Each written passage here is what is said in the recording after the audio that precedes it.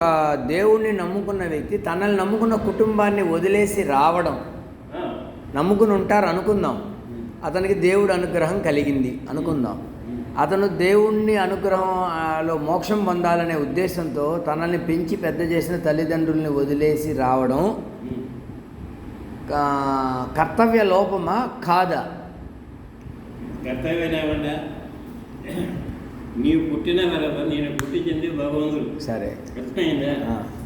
మీకు సర్వదు ఇచ్చేదే కూడా భగవంతుడే. సరే అని ఎవరు అనుకున్నారు?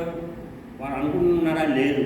నా తండ్రి పెట్టాడు, మా అమ్మ పెట్టింది, మా అమ్మ ఎందుకు వరకు అంటే కంటికి కనిపించేది ఏమంతవరకు. సరే, అర్థమైందా?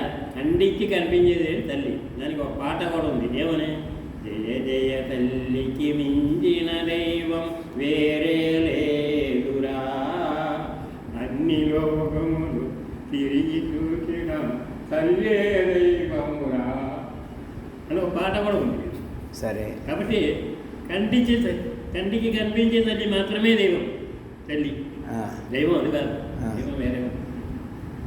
కానీ అది కూడా కంటికి కనిపిస్తుంది. అమ్మ మాత్రం కాదు, అమ్మ విడిచిపెట్టి ఎక్కడ పోయారో ఆయన కూడా నీకు కనిపిస్తుంది.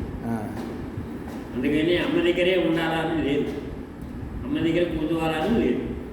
కానీ అమ్మకు చేయాల్సిన కనీస బాధ్యతలు కొన్ని వదిలేసి వెళ్ళిపోయి దేవుణ్ణి మొక్కాలి, మోక్షం అనే స్వార్థం కాదా? అవునా? మోటార్ అర్థం కాదు.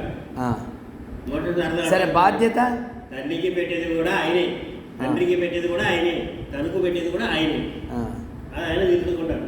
నీకు ఆ స్థితికి ఉండా ఆయన తిరుగుతూ, ఈ స్థితికి ఉండా నీ. సరే.